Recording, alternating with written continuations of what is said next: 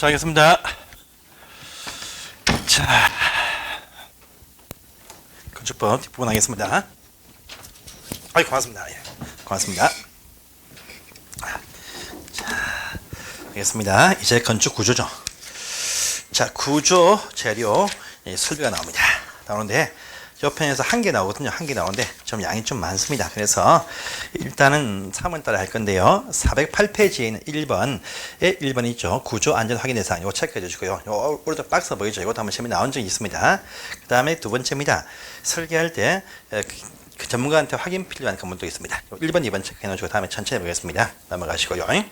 그다음에 방화 관련해서는 아주 어렵습니다. 어려서 이건 좀 포기해도 괜찮은 파트가 이 파트인데 A인데 한 장 뒤에 가시면 410페이지에 관로 4번을 딱 보세요. 박스들 밑에 2번, 3번 밑에 4번 봅니다. 해서 특히 2번, 3번, 4번 또 다음에 설명을 하겠습니다. 특히 4번 딱 보시면요.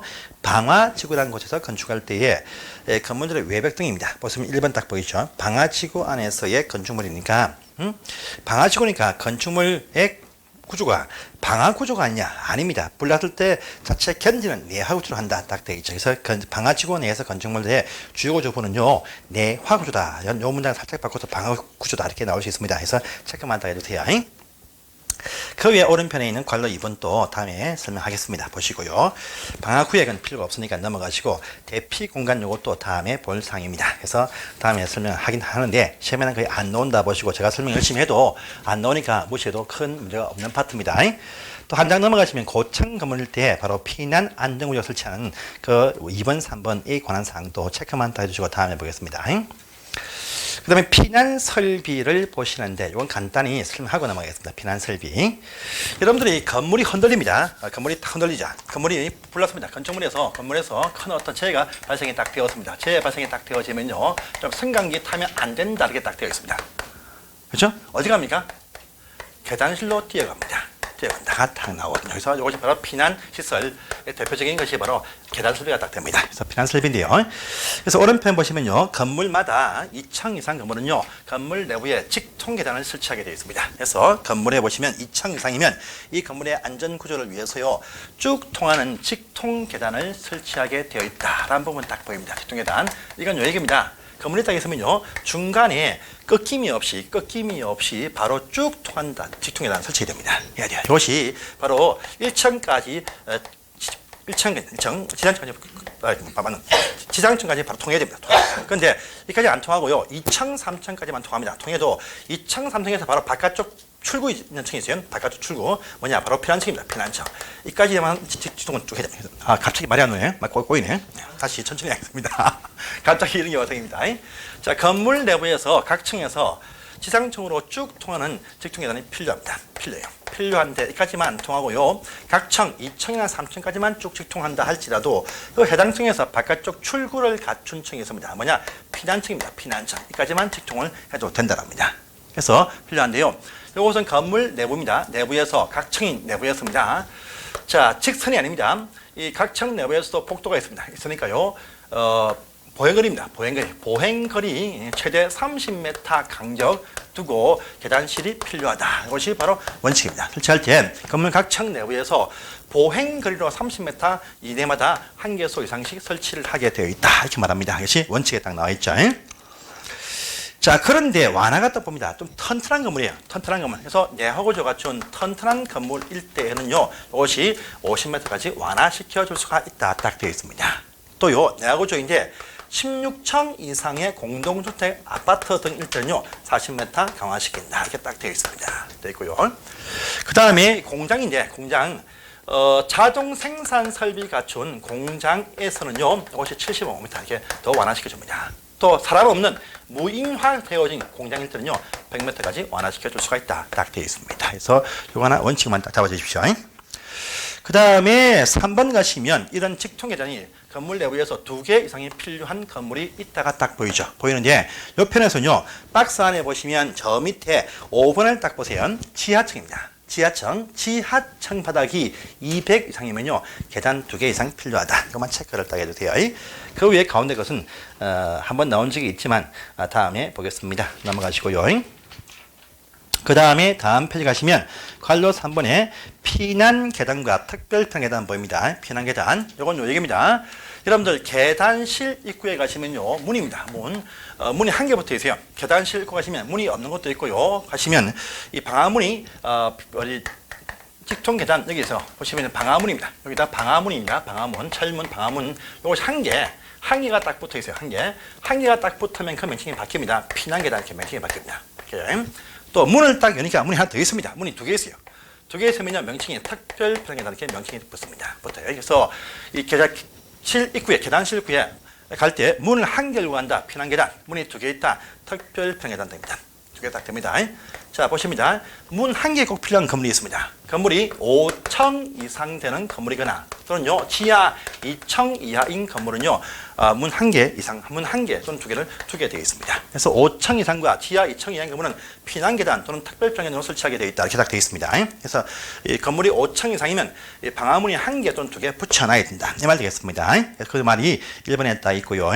그 다음에 또 2번 가보시면 문이 두 개 있다. 11층 이상 되는 건물이거나 또는 지하 3층 이하인 건물은요 한 개소 이상이 문 두 개가 좀 특별 피난 계단으로 해야 된다 딱 되어 있습니다. 그래서 이 건물이 18층인데 이쪽 가시면 문 두 개 있습니다. 문 두 개 있죠. 바로 11층 이상이기 때문에 문이 두 개 있는 부분들이 있어야 됩니다. 문 두 개, 방화문 두 개 된다 이 얘기입니다. 그래서 그 말이 2번에 있습니다. 보시기 바라고요. 그 다음에 4번 가봅니다. 건물 내부 말고 건물 외부에 피난 계단이 필요한 건물이 있습니다. 5개 피난 계단. 이건요, 건물 3층 이상 되는 건물인데, 3층 이상 위에 분의 쓰임새가 뭐냐? 공주님이 사는 집입니다. 공주집, 공연장, 주점, 집회장이 3층 이상 부분에 있으면요, 5개 피난 계단 있는 건물에 이용할 수가 있습니다. 그래서 공주집, 공연장, 주점, 룸살롱, 집회장의 3층 위에 있으면요 5개 피난 계단 설치하든지 또 설치되어진 건물에 이것을 이용할 수가 있다. 그래서 공주집입니다. 한번 나온 적이 있습니다. 4번의 피난 계단, 5개 피난 계단. 자, 그 체크해 주시고요. 다음에 오른쪽을 쫙 가시면요 쫙 다 넘어가시고 제일 밑에 8번 가십니다. 8번에 1번 난간 설치 딱 되어 있죠. 건물 2층 보시면 1층, 2층, 3층인데 건물 2층 부분에 보시면 출입 가능한 어떤 발코니 등이 있다 할 때 난간을 설치하게 되어 있다가 딱 나옵니다. 1.2m입니다. 난간 높이 기억하시고요. 그 다음에 또 그 뒤 가시면 옥상에 출입 가능한 개방 공간 옥상 광장이 있습니다. 건물 5층 이상인 부분이 이제 공주집 말고요. 보시면 문종판 주장입니다. 문화집회, 극장, 종교, 교회, 판매시설, 주점, 룸살롱, 장례식장 등이 있으면 옥상에 개방되어진 광장이 있어야 된다. 이게 다 되어 있습니다. 그 체크를 또 해주세요. 옥상 광장. 자, 그 다음에 3번 헬리포터 나옵니다. 헬리콥터 착륙장. 건물이 아주 높네요. 아주 높습니다. 그래서요, 11층 이상 되는 건물인데, 요 11층 이상 위에 부분에 바닥 면적이 1만 제곱미터 이상 쓰고 있을 때에는요, 옥상에 헬리콥터 착륙장을 설치하게 돼 있다. 얘기입니다. 그래서 11층 이상 건물에서 11층부터 그 위에 면적이 1만 제곱미터 이상이면 옥상 광장에다가 헬리포터를 설치하게 돼 있다. 이렇게 말합니다. 그런데 이 건물이 옥상이 경사진 지붕이면 설치를 못합니다. 못할 때는요 경사진 지붕 밑에 대피 공간을 두게 되어 있다라는 부분도 있습니다. 그래서 체크만 살짝 해주세요. 자, 그 다음에 밑에 9번은 필요 없고요. 오른편에 3번 가십니다. 이동설비 딱 나오죠. 건물 내부에 이동설비가 있습니다. 참 많이 있겠지만요. 승강기 대표적인 이동설비입니다. 승강기. 자, 승강기 하면 성용 승강기가 있고요. 그 다음에 보시면요. 비상용이 있다. 이렇게 구분이 딱 되어집니다. 성용은요. 건물이 6층 이상 되는 건물로서 이 건물의 연 면적이 2,000제곱미터 이상일 때는 설치하게 되어 있습니다. 되어 있다고요. 자, 요 건물이 31m를 초과하는 건물이면요 비상용 승강기 설치하게 되어져 있다. 딱 되어 있습니다. 31m 초과 비상용 6층 이상 연면적 2,000 이상이면 성용 승강기 설치한다. 그런데요 한 개로 겸용할 수도 있다. 이렇게 말합니다. 보통 겸용을 많이 하고 있습니다. 보통 건물들은요 이렇게만 딱 메타만 쳐가지고 넘어가시기 바랍니다. 보시고요. 그 다음에 418페이지로 가십니다. 가시면 지능형 건축물 인증이 나옵니다. 외부에서 핸드폰을 통해서 불을 켜고 끄고 보일러 켜고 끄고 할 수 있는 바로 친환경 건물입니다. 지능형 건물이 있는데 권장합니다. 그래서 지능형 건물로 인정을 딱 받으면 혜택을 줍니다. 줘요. 아까 저희가 배웠습니다. 뭐였습니까? 저기 공개 공질차면 1.2배 줬습니다. 근데요, 지능형 건물로 인정을 딱 받죠. 혜택만 보세요. 혜택. 특혜만 보시면 바로 조용히 15%의 혜택을 준다라고 합니다. 해요. 지능형 건물로 인정받으면 조용히 15% 혜택을 줍니다. 그래서 조경은요 15% 빼줍니다. 빼주니까 100분의 85%입니다. 근데 용적가 높이는 더 주니까 100분의 115%입니다. 그래서 지능형 건물로 인정받은 건물은요 조용히 15% 혜택을 준다. 조경은 빼주니까 100분의 85고요. 용적가 높이는 더 주니까 100분의 115% 이렇게 딱 나옵니다. 나야. 그래서 이거 살짝 바꾸어서 조경 등은 다 100분의 115면 X입니다. 조경은 빼주니까 100분의 85. 그 다음에 용적가 높이는 더 주니까 100분의 115 이렇게 바뀌어버립니다. 지능형 건물의 인증입니다. 이것도 체크를 딱 해주세요. 자, 이제 기타 건축 제한이 쭉 나옵니다. 쭉 나오고 아주 잘 나오는 상인데 제3전의 1번입니다. 여러분들 보통은요 한 필지 대지가 보통 하나의 용도지에 다 포함되어 있습니다. 근데 시골 농촌 가시면 아주 큰 땅이 있습니다. 1만 평짜리 땅 보시면 반쪽은 계획관리, 반쪽은 자연농지 이렇게 걸치는 땅이 참 많이 있습니다. 이럴 때 건축 제한 이것은 다음에 보겠습니다. 간단한 상인데 처음에 나온 적도 두 분이 있습니다. 다음에 볼게요. 저번 시험도 이것이 나왔습니다. 이거는 국토계획법이라는 상과 같이 연계되기 때문에 급한 통과했습니다. 그러니까 이거 다음에 볼게요. 여러분 혹시나 여러분들 저기 3월달부터 학원 장소가 좀 딴 곳으로 옮겨갑니다. 저 위에. 그래서 저 옮겨가기 때문에 나오기가 좀 힘드시면 강의 촬영해서 계속 올라가니까 촬영만 꼭 보십시오. 아시겠죠? 그래서 혹시나 장소가 옮겨가기 때문에 멀어서 못 나오시면 촬영을 계속 해서 올리니까 꼭 같이 봐주십시오. 알겠습니까? 그래서 보시면 절대 여러분들 저와 함께 가시면 공법은요 못해도 7점만 나오게 제가 꼭 책임지겠습니다. 자료는 계속 카페에 올라가니까 출력해서 보시면 됩니다. 멀어진다 해도 같이 가시면 좋은데 못 가시면 강의 촬영을 꼭 보시기 바랍니다. 아시겠죠? 예, 보시고요. 그래서 이건 다 3월달 관련돼 설명하겠습니다. 넘어가시고 오랜만에 건폐 운영을 설명 많이 했습니다. 통과할게요. 자, 대제 분할 제한 아까 설명했습니다. 그래서 60, 150, 150, 260제곱미터 미달 분할감이 참 중요한 상입니다. 별표와 3개 딱 해놓으시고 보시기 바랍니다. 그 다음에 오른편 밑에 보시면 맞벽 건축 나왔죠. 맞벽 건축. 건물은요 높이가 올라갑니다. 높이가 올라갑니다. 올라갈수록 이 높이 때문에 많이 띄운다. 이것이 바로 높이 제한의 원칙입니다. 근데 어떤 장소는요 건물이 높다 할지라도 바짝 붙여서 맞벽되고 바짝 붙여 지을 수가 있다랍니다. 그래서 요 맞벽인데 요 사이가 50cm 이나 바짝 붙여 지을 수 있는 건물이 있어요. 그 위치가 오른편에 나와 있습니다. 바짝 맞대어서 붙이는 위치가 있습니다. 어디냐? 상업지역들은요. 옆에 땅 주인이 동의하든 하든 바짝 붙여줄 수 있어요. 상업지역. 학원주에 보시면 건물들이 바짝 붙어 있죠. 상업지역입니다. 붙일 수 있습니다. 첫 번째. 두 번째요. 주거지역에서는요. 옆에 땅 주인과 합의하면 붙일 수 있습니다. 주거지역. 붙일 수 있습니다. 그 다음에 또 3번 보시면 한옥 보존 등을 위해서 조례에 정한 규격들. 큰 문제가 없습니다. 또 4번에 건축 협정 맺은 장소 내에서는요 붙일 수가 있다 해서 4개 딱 나오니까 맞벽 건축이 가능한 경우가 아닌 것이 무엇이냐 해서 상업지역 내에서의 건축물들 또 이번에 주거지역에서 합의되어진 건축물들 이게 쭉 나올 수 있습니다. 그래서 요거 체크만 딱 해주세요. 나중에 한 9월달쯤에 체크만 딱 해보십시오. 연결 복도는 볼 필요가 없습니다. 건물들이 있으면 건물 사이에 연결 복도가 있는 건물인데 요 연결 복도 설치 조건이 있습니다. 이건 시험에 나온 적이 없으니까 무시하시고 넘어가십시오. 네. 자, 그 다음부터가 이제 중요합니다. 제4절. 높이 제한은요, 연이어서 계속 지금 인체 시험에 나오고 있습니다. 높이 제한도 중요합니다. 높이가 아니고 높이 제한이 있습니다. 크게 보시면요, 두 가지가. 첫 번째입니다. 원칙적인 높이 제한이 있습니다. 원칙은요, 가로구역별로 높이가 결정이 딱 되어지면 요 정해진 요 높이를 넘을 수가 없다. 이것이 원칙입니다. 그래서 가로구역이라는 것은요, 도로가 형성이 딱딱 되어서 발생한 그 사이사이의 토지를 말합니다. 가로구역. 큰 도로죠. 학원 보시면 학원 여기에 딱 있습니다. 학원이 딱 있겠죠. 학원이 딱 있으면 학원이 있는 이쪽 편 뒤에 청계천이 딱 나옵니다. 청계천. 요 사이 또 골목이 크게 있습니다. 이것이 하나의 가로구역. 그래서 요것이 딱 나오면 자, 그 지역에 허가권자들이 높이가 딱 가로구역이 딱 나올 때마다 높이를 지정해서 공고를 딱 할 수가 있습니다. 그래서 이쪽은 100m, 이쪽은 80m, 이쪽은 100m 이렇게 딱 정하면 모든 건물들 이 높이를 넘을 수가 없다. 제한이 됩니다. 그래서 가로구역별로 해서 그 지역의 허가권자가 정해준 이 높이를 모든 건물은 넘지 못한다. 이것이 원칙입니다. 원칙. 그래서 가로구역 단위로 정해진 그 높이를 모든 건물들 넘을 수가 없습니다. 정해지면. 자, 그 밑에 박스 밑에 보세요. 그런데 100m가 최고 높이인데 이 안에서요 오피스 일반적인 업무시설 건물은 100m 다 준다. 그런데 이 근린생활시설 건물을 지을 때는 뭐 50m다. 또 학교시설 건물 지을 때는 30m다. 이렇게 그 높이 범위 내에서도 건물의 용도별로 높이를 다르게 정할 수도 있다. 별 문제 없겠죠? 예, 없습니다. 또 3번입니다. 그런데 서울시에서 만약에 100m 줬다 할지라도 종로구청장이 우리 요 구역은 130 간다 이렇게 완화 지정도 할 수가 있다가 딱 나옵니다. 시군구에서 높이를 완화 지정을 할 수가 있습니다. 필요할 때. 자, 그 밑에 4번을 잘 보세요. 4번입니다. 그래서 자, 이런 식의 구역이 자주 탄생이 딱 되어집니다. 그럼 그때마다 발표하기가 좀 힘드니까 아예 처음부터 그들 시조례입니다. 시조례로 높이를 정해 줄 수도 있다가 딱 나옵니다. 그런데 시군구청장 하면 X입니다.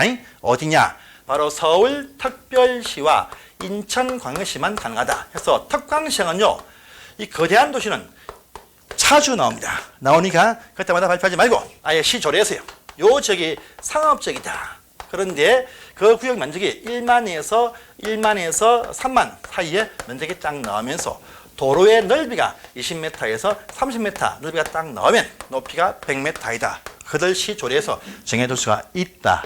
이렇게 딱 나와 있습니다. 특별시와 광역시만 해당됩니다. 알겠죠? 그래서 시군구청장 이런 말 나오면 안 됩니다. 안 돼요. 특별시와 광역시장에 한해서 그들 시조례에서 높이를 정해 줄 수가 있다. 조례로. 그 말이 4번 또 딱 보시기 바랍니다. 자, 지정 절차는 필요 없고요. 그 다음에 두 번째 높이 제한이 딱 나옵니다. 1조 등의 확보를 위한 건물 높이 제한 딱 나왔죠. 1조입니다. 1조. 자, 두 번째 사항이 근래시험에 아주 매년 지금 나오고 있는 사항이 바로 이 사항이 되겠습니다. 두 번째입니다.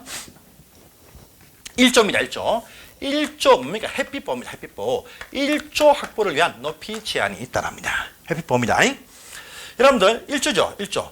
1조는요, 시골 농촌에 1조 있습니까? 1조 없습니다. 또 상업지역에 1조 있습니까? 1조 없습니다. 공업지역도 없어요. 오로지 1조는요, 주거지역만 1조 보호를 딱 해줍니다. 그리고 요 중에서요, 전용 주거지역 1조 보호 받습니다. 일반 주거지역 1조 보호 받습니다. 그런데 상업지역 비슷한 준주거지역 1조 보호 안 해줍니다. 아니죠? 그래서 주거 안에서도 순수하게 전용과 일반 주거에서만 1조 보호가 발생이 되어진다라고 합니다. 해요. 자, 이것도요, 자, 건물이 동쪽과 서쪽이 마주보고 건물을 건축을 딱 합니다. 해요. 그러면 동쪽은 아침 되면 서쪽을 몽땅, 오후 되면 서쪽에 침해합니다. 동서간은 없어요. 없습니다. 요 장소 안에서도요, 항상요, 정북 방향, 정북 쪽에 있는 방향대지, 정북 쪽의 방향대지가 항상 남쪽 때문에 1조 침해받습니다. 그래서 정북 방향대지가 항상요, 해는요, 보시면 자, 북쪽 대지를 향해서 남쪽에서 해가 항상 비칩니다. 각도는 틀립니다. 틀려도 항상요, 북쪽 대지로 향해서 남쪽이 해가 비칩니다. 비치니까 북쪽에서 건물로 간다. 남쪽 대지 1조 침해하는 경우가 없습니다. 그 남쪽에서 건물 지으면 바로 침해를 한다 이거죠. 그러니까요, 정북 방향 대지의 1조 보호를 위해서 정남쪽에서 요 지역 내에서 건축할 때 1조 침해 제한 발생한다 이렇게 말합니다. 이해됩니까? 그 위치가 전용과 일반 주거지역 안에서도 정북쪽 대지의 1조 보호를 위해서 정남쪽 대지의 건물 지을 때 1조 높이 제한이 발생한다 이렇게 말합니다. 해서 보시면 나와요. 전용과 일반 주거 내에서도 원칙은요, 정북 방향 대지의 1조권 확보를 위해서 정남쪽에서 건축할 때 그 높이에 따라서 일정을 띄워야 된다 이렇게 딱 나옵니다. 이해됩니까? 그래서 전용 주거와 일반 주거지역 안에서는요, 모든 건물을 건축을 할 때 북쪽 대지의 1조권 확보를 위해서 남쪽 편 대지에서 건축할 때는요, 높이 제한이 발생한다 이렇게 말합니다. 해서 보시면요, 남쪽 편에서 건물을 딱 건축합니다.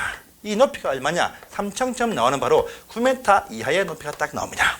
다음에 이 사이는 무조건요, 1.5m 이상 띄우게 되어 있습니다. 첫 번째 배웠습니다. 필로티란 부분에 대해서도요, 필로티입니다. 이 부분이 뭡니까? 높이는 포함된다. 그 높이 제한할 때는 뺀다 했었죠. 높이는 포함돼도 높이 제한할 때는 빼줍니다. 빼주니까 9m입니다. 여러분들 주택이죠? 주택을 지을 때는 말입니다. 보통 그러면 한 층이 4m입니다. 그런데 주택은 한 층이 제가 3m를 했죠. 9m이면 3층짜리 빌라입니다. 빌라티 빼고. 이점 지을 때는요, 1.5m만 띄우면 됩니다. 이겁니다. 그런데 9를 초과합니다. 초과할 때는요, 초과되는 부분뿐 아니고 건물 각 부분 그 높이에서 2분의 1을 띄워야 됩니다. 그래서 이럴 때 만약에 이 높이가 10m다 할 때는요, 5m 띄웁니다. 바로. 북쪽 대지의 일조 보호를 위해서 그 지역이 전용 일반 주거지역이면 남쪽 편의 건물 지을 때 9m까지 높이는요 1.5만 띄우면 돼요. 9, 8, 7, 6 다. 그런데 10m부터 해가지고 9를 초과하면 그 높이에 2분의 1을 띄운다. 10m이면 5m, 20m이면 10m 띄워야 된다. 이 장소 안에서 북쪽 대지 남쪽에서 건물 지을 때 얘기입니다. 이해됩니까? 그래서 필로티 이 부분은요 높이 잔에 빼주니까 나머지 부분만 딱 가지고 재워서 3층이다 9m 이쯤 나옵니다. 빌라 지을 때 3층까지만 허용된다. 3층 나오가면 많이 띄우세요. 이 말 되겠습니다. 이것이 딱 나옵니다. 그래서 그 내용이 기억력 중요합니다. 이것이 거래 시험에 안 나왔으니까 이거 한번 체크를 딱 해주세요. 위치와 지역과 그다음에 남쪽에서의 건물 높이 9m 이하이면 1.5m 9 초과하면 각 부분 높이에서 2분의 1을 띄운다. 이렇게 말합니다. 초과되는 부분뿐 아니고 저 전체 높이에서 2분의 1을 딱 띄워야 됩니다. 자, 또 예외는 통과하십시오. 지금 통과하십시오. 볼 필요 없습니다. 자, 또 반대로 정남쪽입니다. 그래 보세요. 여기입니다. 그럼 북쪽 대지의 일조 보호 때문에 남쪽 대지에서 건축할 때는 항상요 건물이 높죠. 높으면요 엄청 많이 띄웁니다. 많이 띄워야 돼요. 그럼 자기 땅이 얼마 남지 않은 이쪽이 딱 나왔어요. 그러면 이 자기 땅이 얼마 남지 않았는데 이쪽 창문을 남향으로 낼 수가 없어요. 없으니까 북창 창문을 이렇게 냅니다. 건물이 어두워집니다. 어두워져. 그래서 어떠할 때는 말입니다. 요 장소를 할지라도 요 건물을 요쪽에 위치시켜서 남쪽으로 일조 확보한다. 정남 방향에 일조 확보할 수 있는 경우가 있다라고 합니다. 반대인 경우가 있는데. 이해됩니까? 원래 정북 쪽에 일조 보유해서 건물이 올라갈수록 남쪽으로 활짝 붙입니다. 붙이면 창문을 북창 건물을 냅니다. 북창. 어두워져. 이 건물을 여기로 옮겨버리면 남향으로 창문을 딱 내죠. 이 건물 자체에서 남쪽으로 일조 확보할 수 있다. 정남 방향 일조가 가능한 경우가 있다랍니다. 그래서 그 내용이 한 장 뒤에 딱 넘어가시면 쭉 나옵니다. 기역부터 비역까지는요 큰 대규모 사업을 할 때다. 이건 큰 의미가 없어요. 지금 넘어가면 큰 사업을 할 때는요 거대한 사업을 할 때는 처음부터 모든 건물을 북쪽에 위치해서 남향으로 창에 내게 할 수 있다. 이 의미가 포함되어 있습니다. 처음 건축기가 세울 때부터 개발기가 세울 때부터 모든 단지를 북쪽에 딱 배치해서 남향 창문을 쫙 내게 일괄적으로 할 수가 있다. 이 말입니다. 유의할 필요 없습니다. 큰 사업을 할 때입니다. 기역부터 비역까지입니다. 시엇 이형부터 시엇 이형. 여러분 일조란 것은요 건물이 없는 상태에서 사람을 위한 일조입니까? 아닙니다. 건물 안에 있을 때 요 건물 안에 계시는 분들의 일조 침해 요 의미가 포함되어 있습니다. 북쪽 땅이 건축을 못하는 땅이면요 일조 제한이 없습니다. 없어요. 이 말이 보시면 어디입니까? 시엇이죠. 정북쪽 방향 대지가 뭐냐? 도로, 공원, 하천 등 건축할 수 없는 땅이면 일조가 침해가 필요 없다. 이 말 되겠습니다. 그래서 시엇이 있습니다. 그 다음에 이형이 뭐냐? 북쪽 땅 주인과 합의합니다. 돈 줍니다. 붙여라. 땅 주인이 오케이 하면 붙일 수 있다. 이 말 되겠습니다. 북쪽 땅 주인이 설득하면 돼요. 그러면 붙일 수 있다. 이 말이 이형에 있습니다. 시옷 이형 보시고 기역부터 비역까지는 다음에 천천히 보세요. 대규모 사업할 때는 개발기가 세울 때부터 북창으로 건물을 위치해서 남향 건물을 쫙 배치할 수가 있습니다. 저기 어딥니까? 상계동 저희 집이 그쪽인데 아파트가 쫙 있어요. 처음부터 보시면 남향으로 건물 쫙 전체가 단지가 쫙 한데 있어요. 남쪽으로 쫙 보게 되어 있습니다. 거의 대부분이 이런 이유가 바로 이런 이유가 포함되어 있습니다. 자, 이제 근래 연의에서 나왔던 것이 바로 두 번째 사항입니다. 두 번째 사항, 보통의 일조 이 경우 말고요, 공동주택을 건축할 때 일조 등 침해 제한이 있습니다. 여기 침해 잘 나옵니다. 그래, 이건 뭐냐? 일조권 확보도 필요합니다. 하지만요, 주로 의미가 뭐냐? 사생활 보호 때문에 사생활 바로 침해 방지를 위해서 높이 제한도 있다. 바로 이 의미입니다. 자, 보겠습니다. 공동주택을 지을 때는요, 일조권도 제한받지만 사생활 보호도 제한받습니다. 그래서요, 공동주택을 지을 때 옆에 있는 인접 대지의 사생활 보호와 같은 대지, 아파트 단지 내수의 사생활 보호 두 개가 딱 나옵니다. 그래서요, 자, 이때는 말입니다. 보세요. 이쪽이 동쪽이든 남쪽이든 서이든 묻지 않습니다. 공동주택을 건축을 딱 하면서 옆에 땅과 경계선상에서 딱 건축을 딱 합니다. 해요. 이럴 때 발코니 창문을요, 옆에 땅 보게 딱 창문을 쫙 이렇게 낸다, 그죠? 이럴 때 옆 땅에서 볼 때 기분 나쁘다, 그죠? 공동주택을 딱 지을 때 인접대지의 사생활 보호 때문에요, 많이 띄워야 됩니다. 이 나와요. 공동주택을 지을 때는 동쪽, 서쪽을 묻지 않고 지을 때 발코니 창을 낼 때는요, 많이 띄워야 됩니다. 띄운 거리에 이 높이는요, 2배를 넘지 못한다. 이런 제한이 발생합니다. 높이의 2분의 1 띄워라. 이 말 되겠습니다.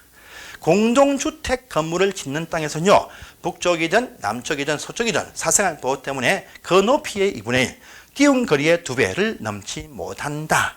높이의 2분의 1을 띄워라. 이렇게 말합니다. 말이야. 그 내용이 딱 보시면, 자, 딱 밑에 1번에 딱 나와 있죠. 인접 대지선까지의 거리에 의한 높이 제한해서 원칙은요, 건축물 각 부분 그 높이는 창문 등이 있는 벽에서 인접 대지까지의 수평거리 2배를 이해한다. 그 띄운 거리의 2배 높이를 넘을 수 없다. 이 말 되겠습니다. 높이의 2분의 1 띄워라. 이겁니다. 그런데 공동주택이 나온 위치가 어디냐? 준주거지역과 근린상업지역입니다. 아파트가 있는데 그 장소가 준주거 근린상업지역, 사생활보가 좀 덜 한 곳입니다. 이런 곳은요, 높이의 4분의 1, 띄운 거리의 4배까지 올라갈 수 있다. 딱 되어 있어요.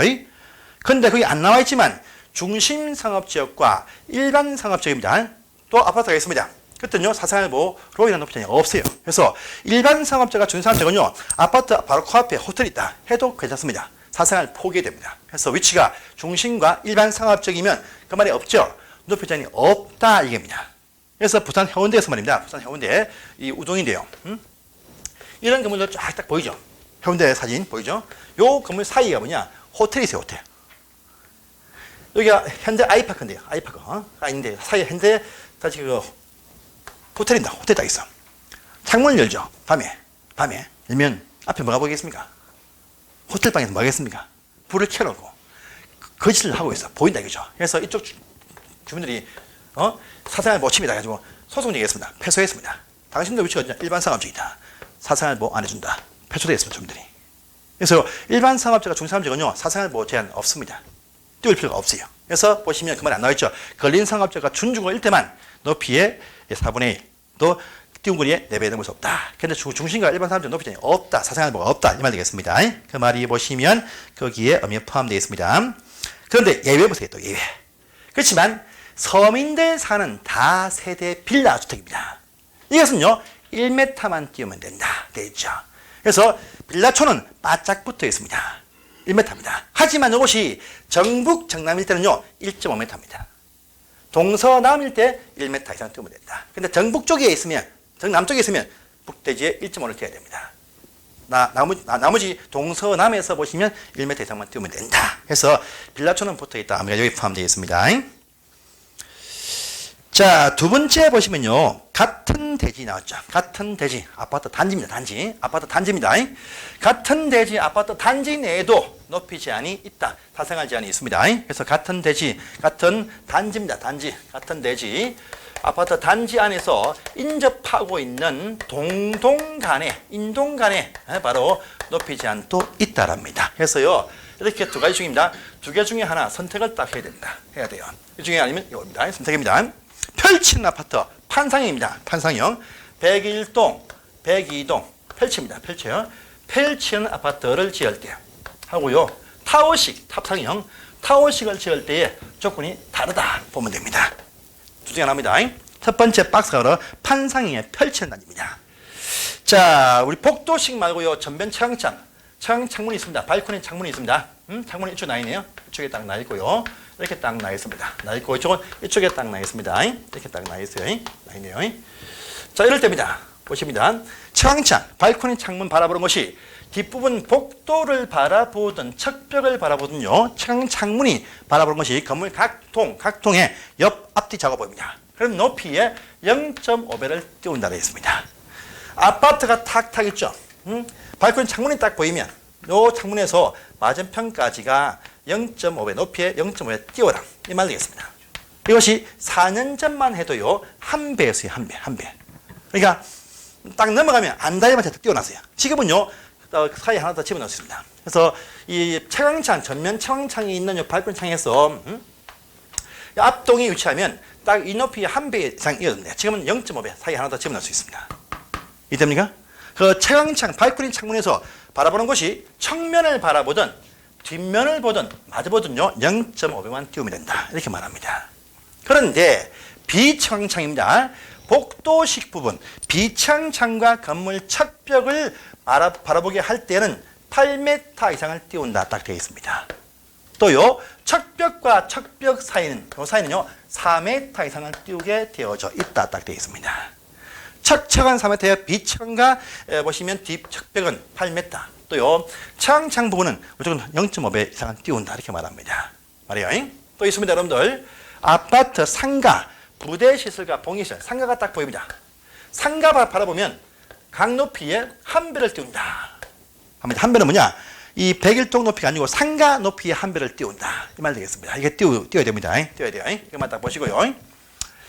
그래서 여러분들 이런 건물 많이 봅니다. 딱 보시면 단지 보시면요. 한 동이 쫙 있습니다. 이 동과 딱 안 맞추게요. 이렇게 딱 삐쳐가지고 건물을 딱 띄워놨어요. 거의 붙어 있습니다. 바로 기역자, 니은자 아파트죠. 안 보십니다. 이때는 띄울 필요가 없죠. 그러니까 딱 보면 안 마주치게 이렇게 딱 엇갈리게 해놨습니다. 엇갈리게 해놨어요. 거의 붙어 있습니다. 이렇게 띄울 수 있습니다. 그러니까 여기 딱 올라가죠. 올라갈 때는 많이 띄워야 됩니다. 많이 띄워야 돼요. 많이 띄워야 됩니다. 그러니까 이렇게 딱 엇갈리게 딱 해놨습니다. 이유입니다. 이렇게 띄우든지 또는 이쪽입니다. 이쪽. 자, 밑에 박스 밑에 보세요. 예외 딱 보시면 이렇게 띄우든지 다만 그 대지의 모든 집이 동진할 한겨울이요. 9시에서 오후 3시에 2시간 이상 계속 일조 확보시는 그런 이상을 할 수 있다. 이 말이 뭐냐?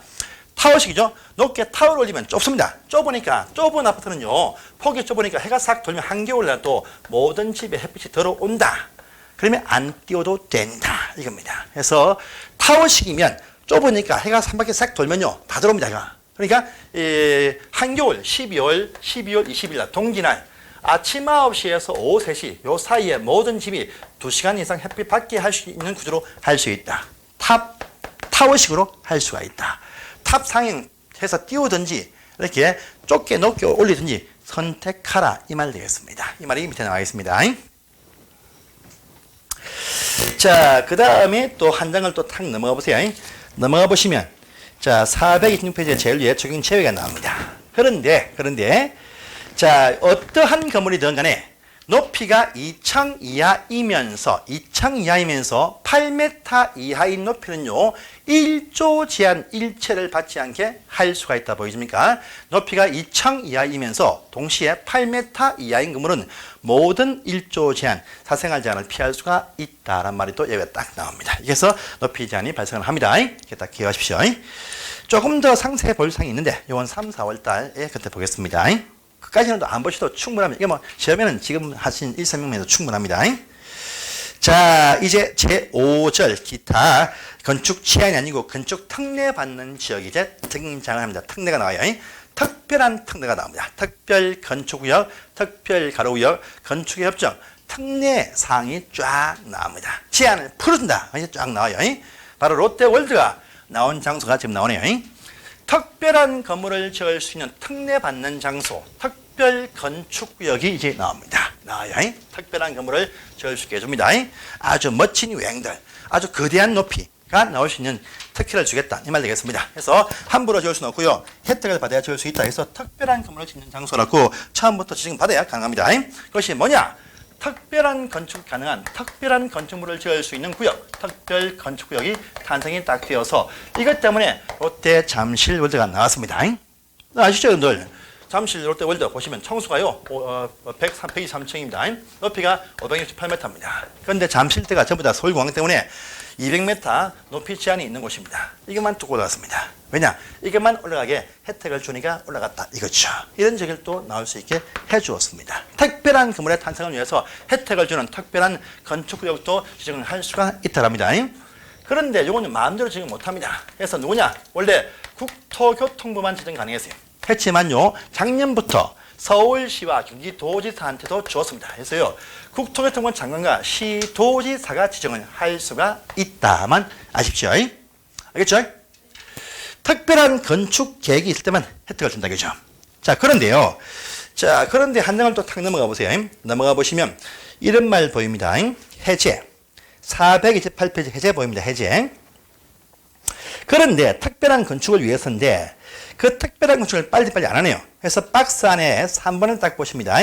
지정했는데 5년 되어도 그 목적에 맞는 건물 착공 안 하죠. 그럼 해제할 수도 있다 해서요. 지금하면 착공 자체를 완공이 아니고 착공입니다. 착공은 5년 해야 됩니다. 그래서 5년 안에 착공 안 하면 해제할 수 있다. 이것만 딱 체크하세요. 다시 앞으로 옵니다. 자, 제일 중요한 상이 이제 나옵니다. 그러면 이러한 지정할 수 있는 대상 지역이 어디냐? 엄청나게 많습니다. 이건 요할 수가 없어요. 엄청 많습니다. 근데 왼편에 보시면 제가 다 빼놨습니다. 일부러 필요 없으니까. 엄청 많습니다. 어떤 큰 사업을 한다 하면 그 장소 안에 일부 장소에 다 정할 수 있습니다. 다 정할 수 있습니다. 각종 정비 사업을 한다. 다 정할 수 있습니다. 별 필요 없어요. 그런데 오른편 박스입니다.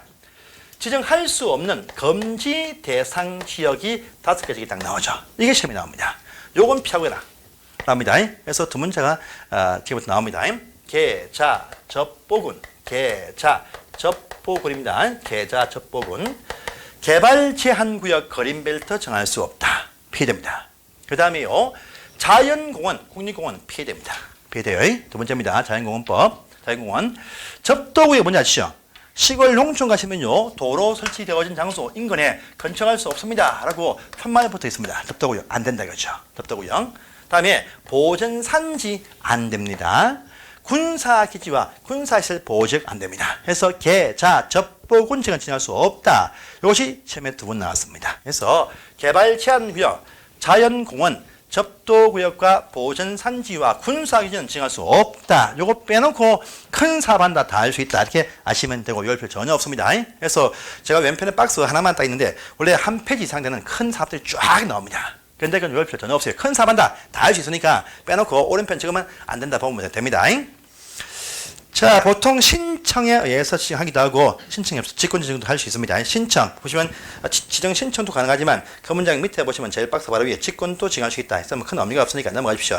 넘어가시고 자, 이제 한 장 더 넘어가세요. 430페이지입니다. 다음 시험 나오면요. 요게 나옵니다. 그러면 어떠한 혜택을 주니까 이런 건물을 지을 수 있느냐? 혜택이 나옵니다. 혜택이 나와요. 왼편에 쫙 나옵니다. 그래서 혜택이 뭐냐? 특혜입니다. 특혜가 줍니다. 특혜인데 보시면 첫 번째입니다. 자, 어떤 조항을 적용을 하지 않는다. 적용 배제하는 조항이 있습니다. 또 어떤 것은요. 적용 완화해 주기도 한다. 되어 있습니다. 세 번째요. 어떤 조항은 통합해서 적용해 준다. 라는 말이 딱 나옵니다. 여기서 완화는 뺍니다. 빼고요. 적용 배제와 통합을 기억하십시오. 통합입니다. 요 조항은 적용 안 하고 또요. 여러분들 롯데 가시면요. 잠시 롯데월드 메인동이 있습니다. 메인 건물이 있어요. 한 동이냐? 아닙니다. 건물이 세 동이 더 큰 건물이 붙어 있습니다. 총 4개가 올라옵니다. 요 큰 건물 말고요. 옆에 가시면 큰 거대한 건물이 몇 동이 더 있습니다. 총 4동이 올라옵니다. 요 전체에 따로 하지 말고 통합해서 뭐 하게 해준다. 이 말 되겠습니다. 그래서 아예 적용 안 하는 조항 5개하고 통합조항 3개 딱 나옵니다. 이걸 이해하세요. 이해하세요. 그래서 특별 건축위원회에 의해서 적용하지 아니하는 조항이 아닌 것이 무엇이다. 이렇게 나올 수 있습니다. 간단합니다. 두 문제 나옵니다. 그 조건이 뭐냐? 조건을 보니까 공주입니다. 공주 적용 안 합니다. 안 해요. 그 다음에 통합조항, 부미공을 통합해서 적용하게 해준다. 그래서 두 문자를 따시면 돼요. 계좌 접보군 적용할 수 없다. 지정할 수 없다. 그다음에 조건이 공주 적용 안 한다. 부미공 통합한다. 이게 맞으면 됩니다. 그래서 조건이 뭐냐? 조경 설치 조항. 아까 배웠죠? 적용 안 합니다. 안 해요. 그 다음에 건폐율 적용 안 합니다. 안 해요. 높이 제한 둘 다 적용 안 합니다. 안 해요. 대지안의 공지조항, 아까 띄운다. 적용 안 합니다. 주택단지에서의 주택 건설 기준 가운데 일부 적용 안 한다. 딱 나옵니다. 이건 여기입니다. 조경 설치 조항 따로 10% 뺄 필요가 없어요. 자, 건폐율 적용 안 하죠. 대지가 이만하면요. 건폐율 때문에 막 띄워서 건축물을 이렇게만 배치 딱 해야 됩니다. 그런데 요 장소는요. 가득 채워서 건물이 치고 올라갈 수 있게 해줍니다. 안 띄워도 돼요. 가득 100% 다 채울 수 있다. 100% 다 채우니까 띄운다. 그러니까 6m 내에서 이렇게 띄운다. 안 띄울 수 있다. 이겁니다. 가득 채울 수 있다. 대지를 꽉 채워서 올라갈 수 있다. 그죠? 그러니까 요 대지 100% 다 적용해 주니까 띄울 공지가 없습니다. 이거 다 빼준다 이겁니다. 또 높이 제한 치고 올라가죠? 풀어준다 이겁니다. 그 다음에 롯데월드 안에 가시면 아파트가 요 안에 있습니다. 아파트 있습니다. 업무시설, 판매시설, 아파트 있습니다. 이 아파트 안에 보시면 주택 단지 건설 기준 적용 몇 개 안 해줍니다. 놀이터 필요 없다 이거죠. 이걸 빼줍니다. 빼주고요. 그다음 그러니까 이렇게 건물이 나올 수 있죠. 조건은 조경, 설치, 조항 필요 없습니다. 건폐율 100%다 쓸 수 있습니다. 높이 제한 풀어줍니다. 공지 안 띄워요. 주택 건설 기준 가운데 일부를 빼줍니다. 빼줘. 하니까 이런 건물이 나올 수 있게 되었죠. 그런데 잘 보시면요. 혜택을 줄 때 항상 용이, 조용히, 용적률이 혜택을 줘요. 건폐율은 다 채우겠지만 규모는 혜택을 안 줍니다. 용적률은요, 적용은 합니다. 요건 혜택을 안 줘요. 안 줘요. 규모는 맞추게 해야 돼. 맞추게 돼. 대지에 가득 채워놓으면 채워라. 그죠? 건폐율 빼준다. 공지 띄운다. 빼준다. 높이 빼준다. 규모만 맞게 알아서 건축해라. 이거죠. 용적률은 적용합니다. 합니다. 보통 혜택은 이걸 주는데 이걸 안 줘요. 규모는 안 풀어주지만 넓이와 높이는 풀어준다 이거죠. 각종 어떤 기타 조건들 다 풀어주겠다 이거죠. 조건의 공적 풀어줍니다. 그래서 용적률은 적용합니다. 그래서 이걸 살짝 집어넣고 중요한 적용 배제하는 종이 아닌 것이 무엇이냐? 용적률 잡아내야 됩니다. 쉽습니다. 그 다음에 부미공이죠. 자, 건물들이 몇 동이 올라간다 했습니다. 건물별로 따로 설치하지 않고 전부 다 통합해서 설치하게 해준다 했습니다. 뭐냐 보니까요. 부설, 주차장 설치 조항 따로 하지 말고 지하철 통해서 같이 설치하게 해준다. 이겁니다. 그 다음에요. 미술 장식 작품입니다. 미술 작품. 그러면 건물 규모가 좀 크죠. 건물 밖에 공예품 설치하게 되어 있습니다. 요거 한 개 설치해서 같이 이용하게 해준다. 이겁니다. 그 다음에요. 공원. 아까 조경 빼줬죠. 공원 뒤에 잠실공원 같이 이용하게 해주겠다. 이거죠. 그래서 부미공원 통합하게 해준다. 이걸 주니까 특별한 건물이 나올 수 있게 되었죠. 조건이 공주 부미공원 풀어주겠다. 이거죠. 아예 풀어주고 이건 통합하게 해주겠다. 맞추면 설계가 쉬워지겠죠. 땅을 별도로 팔면 안 돼. 통일해서 지하차고 쫙 같이 이용해 주겠다. 이거죠. 고객들, 주민들 같이 쓰라. 이거죠. 이렇게 하게 해주겠다. 그러면 이런 건물이 나올 수 있게 된다. 이겁니다. 그래서 이 파트는요, 계좌 접촉은 잘 나왔어. 다음 나오면요, 요겁니다. 조건이 공주, 적용하지 않는 조항. 용적률은 적용한다. 이게 하고요, 통합조항. 이 무엇이냐? 1, 2, 3, 4, 5 해서 1번 해가지고, 기역, 니은, 디귿, 리을, 미음. 1번, 기역, 디귿, 미음. 2번, 니은, 디귿, 리을. 통합조항, 묶음이 뭐냐? 세 개 딱 잡아내야 되겠죠. 부미공 통합할 수 있다. 이렇게 묶음으로 나올 수 있습니다. 그래서 다 분열할 텐데, 이것만 딱 보시면 돼요. 적용 배제 조항과 통합 적용 조항, 사항들 A, B, C. 이것만 딱 보시면 되고, 딴 거는요, 보실 필요 전혀 없습니다. 아시겠죠? 넘어가십시오. 자, 한 장을 넘어가시면 이제 특별 건축 말고 특별 가로 구역도 이제 탄생이 딱 되었습니다. 나온 지가 1년 딱 되었으니까 한 번쯤 처음에 낼만합니다. 특별한 건축물을 위한 장소 말고도요, 특별한 가로 구역도 정할 수 있게 되었다 해서 딱 나옵니다. 특별한 가로 구역. 이게 뭐였죠? 특별한 도로 형성이 되어진 장소 안에 특별한 구역이 있다 이겁니다. 구역. 요 구역 전체에 특별한 혜택을 줄 수가 있다 이겁니다. 그래서 특별 가로구역도 정할 수가 있게 되었습니다. 요건 말입니다. 국토장관 정할 수 있습니다. 근데 시도가 아니고요. 그냥 허가권자 이렇게 표현합니다. 시군구청장도 이 장소 정할 수가 있습니다. 그래서 이때는요, 국토장관과 허가권자가 지정을 할 수 있다. 이렇게 딱 나와 있죠. 국토교통장관과 허가권자가 단 각종 도로 인근한 장소에 정할 수 있다. 딱 되어 있어요. 그래서 국토교통부 장관과 허가권자가 정할 수가 있는데, 이 지역이 또 범위가 제한받습니다. 받아요. 그 줄 세 번째 줄 가시면 미관지구 보입니까? 용도지구 가운데에서 미관지구란 요 장소, 미관지구란 요 장소 안에 있는 요 장소 안에 있는 어떠한 도로 인근 장소, 어떠한 도로 인근 장소에 정할 수가 있다. 딱 되어 있습니다. 그래서 자, 국토교통부 장관과 허가권자가 미관지구란 요 지역 안에서도 어떠한 도로 인근 지역에 특별 가로구역 정할 수가 있다 하면요, 요 도로가 무엇이냐, 또 이것이 등장이 딱 되어야 됩니다. 내려. 두 문제 나옵니다. 그래서 첫 번째 박스만 딱 기억하십시오. 건리, 보문, 조례. 뭐 조례는 필요 없습니다. 빼버리고요. 건리, 보문. 자, 미관지구 안에서도요, 건축선 후퇴에서 발생한 도로 인근 지역. 미관지구 내에서도 리모델링 활성화 필요한 지역 안에 있는 도로 인근 지역들. 미관지구 내에서도 보행자 전용 도로 인근 지역들. 미관지구 내에서도 특히 문화지구라는 장소 안에 있는 도로, 인근 장소에 정할 수가 있다. 또 기타 필요한 지방 조례에서 정한 장소 나옵니다. 뭐 조례 나오면 항상 많습니다. 항상 이건 빼버리고 건리 보문입니다. 건축선 후퇴에서 발생한 도로 인근 장소, 리모델링 활성화 필요한 지역 안에 있는 도로 인근 장소, 보행자 전용 도로 인근 지역들, 또 문화지구 내에 있는 도로 인근 장소에만 정할 수가 있다 해서 이것도 간단합니다. 미관지구 내에서도 특별한 도로 4가지만 딱 기억하시면 됩니다. 그래서 안에 걸 집어넣을 수 있습니다. 그래서 이것도 하나 기억하시고요. 이 장소 딱 정해서 특별한 혜택 받는 가로구역을 정할 수가 있다. 혜택을 주기 위한 장소다 보면 됩니다. 특별 가로구역 신설되었습니다.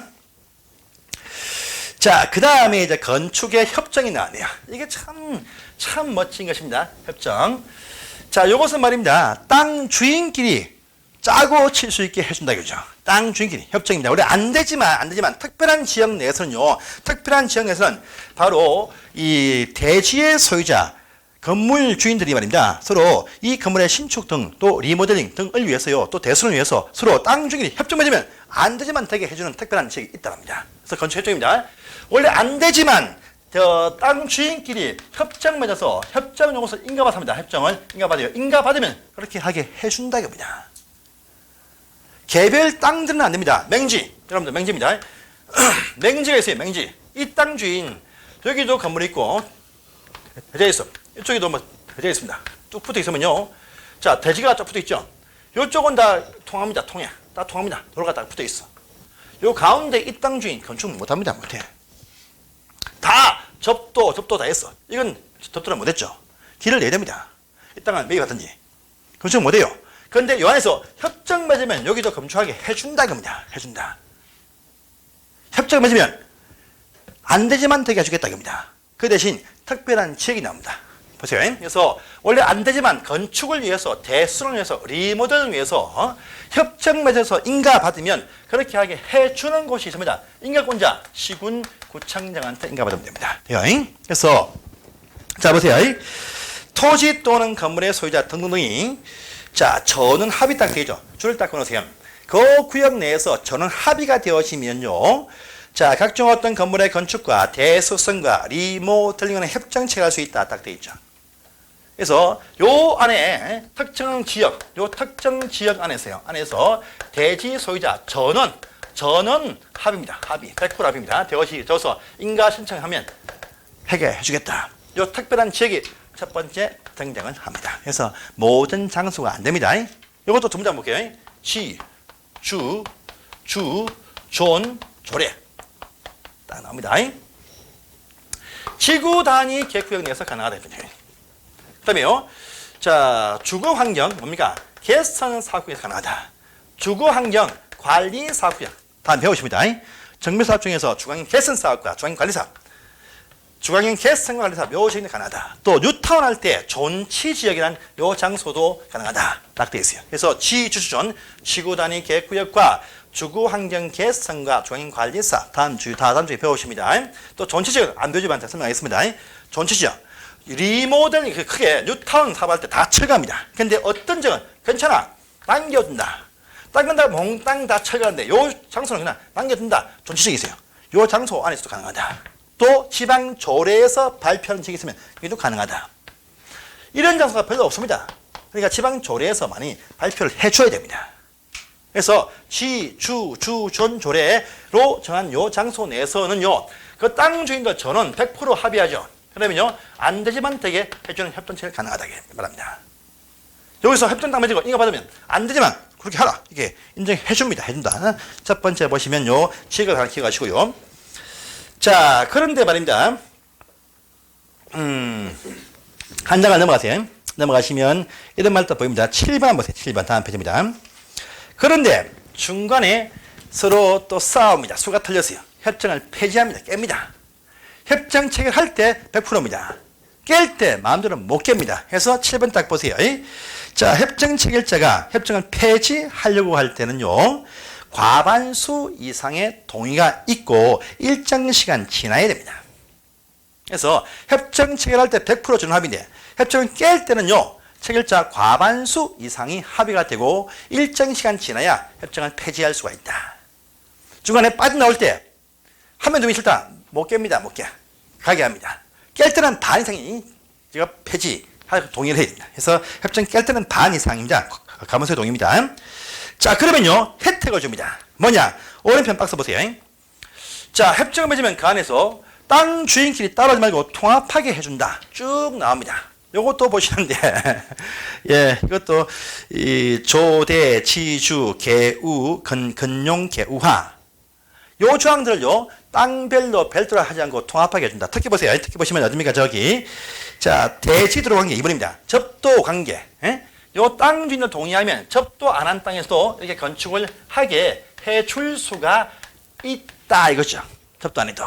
부터 해서 계단 설치, 또 건폐 용적률 적용, 각종 어떤 지하층 설치, 또 우편 수치함 등등 다, 또 개인 하수구 설치 통합해서 하게 해준다. 해서 뭐 천건까지는 뭐 볼 필요 없습니다. 그래서 여기까지 해서 이렇게 통합하게 해주는 조항이 있다. 이렇게 하면 아시고 또 기타 보시면 맛백 특례부터 해가지고 쭉 나옵니다. 나오는데 특례 준다. 특례 파트는 처음에 안 나올 거니까 안심하시고 아까 앞에 그 대상 지역 있죠. 첫 번째 나는 항상 그 지역적인 부분을 묻습니다. 그러니까요. 지, 주, 전, 조례 요것을 기억을 꼭 하시기 바라고 전원 100% 다 찬성해야 협정 체결 가능하고 또 깰 때는 과반수 이상이 동의했을 때 협정은 폐지인가 신청도 할 수 있다. 그래서 협정 체결은 전원 동의 깰 때는 과반수의 동의가 필요하다. 이렇게만 딱 기억하시고 장소만 기억하시면 되겠습니다. 상세한 내용은 다시 이건 5월달쯤에 한번 설명을 쫙 하겠습니다. 그래서 이렇게 협정 체결도 가능한 지역도 있다만 알아두시고 넘어가십시오. 지금은요. 자, 넘어가시고 436페이지입니다. 건축위원회가 나옵니다. 자, 중앙과 시도 신구에 다 두고 있는데 옆에는 시험에 안 나올 거니까 안심하시고 한 장을 넘어가십니다.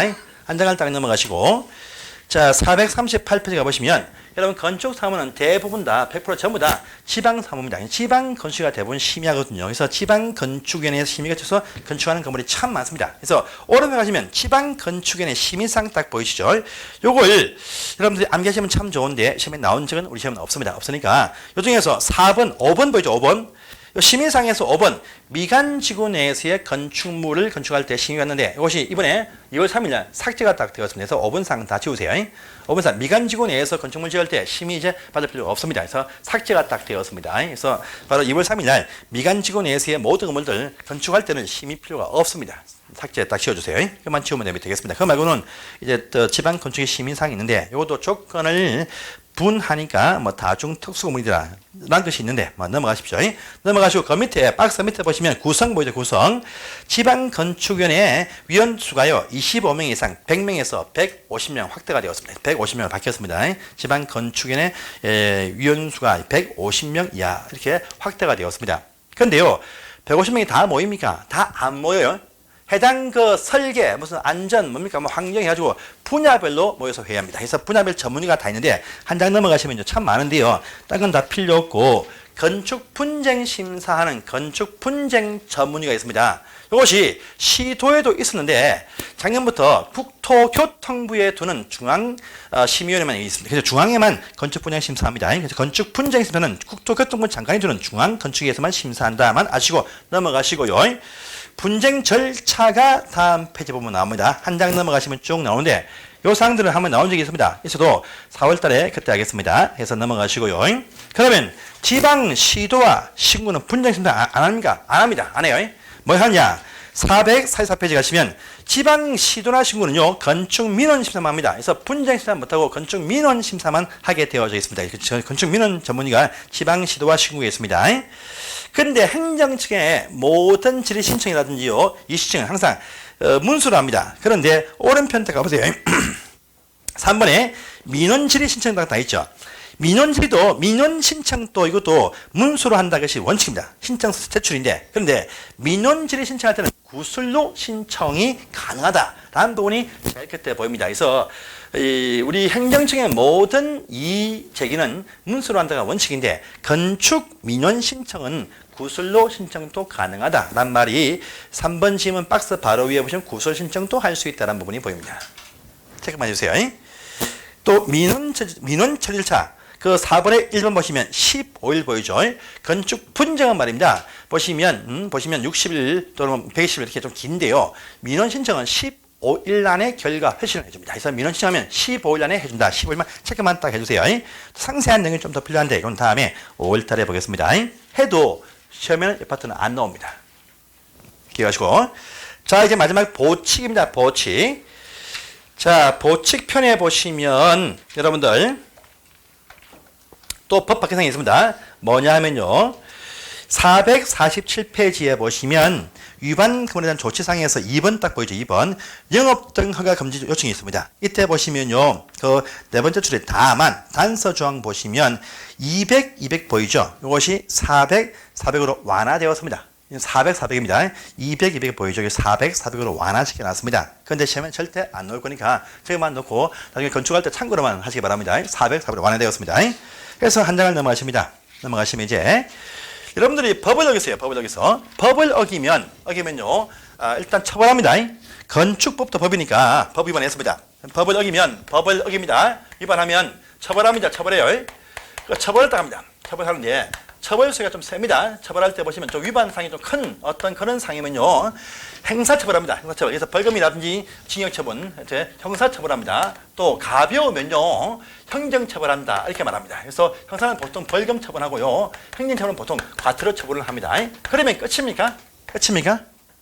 위반금을 딱 지어놓고 돈 내버리죠. 끝입니까? 아닙니다. 처벌하고 또 별도입니다. 별도로 해가지고요. 별도로 해가지고 시정 명령을 딱 합니다. 철거하세요. 딱 나옵니다. 근데 내가 돈 냈다 했죠. 철거 안 해요. 할 때까지 계속 이행 강제금이라는 것이 1년에 2번씩 부과된다. 그 다음에 5월달에 보일상이다. 이렇게 이해하시면 되겠습니다. 자, 이 파트가 이제 이행 강제금이 안 논 지가 너무 오래됐어요. 다음 시험에는요, 이행 강제금만 딱 묶어가지고 세 가지가 있는데 비교 다 하면서 보시면 간단하니까 그 다음에 한 5월달쯤에 슬쩍 보일상이니까 지금은 이따만 아시고 넘어가시면 되겠습니다. 해서 한 장을 탁 넘어가시면요, 건축법이 끝이 났습니다. 많이 했죠? 오늘 보신 내용만 또 저번 주에 보신 내용도 합치면요. 7문제에서 최소한 5개는 커버합니다. 커버예요. 2개 적겠다. 2개. 이거 포기해도 됩니다. 오늘까지 보신 내용만 계속 반복해 보시면 5개는 피 잡습니다. 알겠습니까? 예. 이렇게 보시고요. 딱 10시네요. 시간 딱 갈시 맞췄죠. 예. 자, 다음 주는요. 이제 조시할 법 하겠습니다. 자, 마칠게요. 하겠습니다.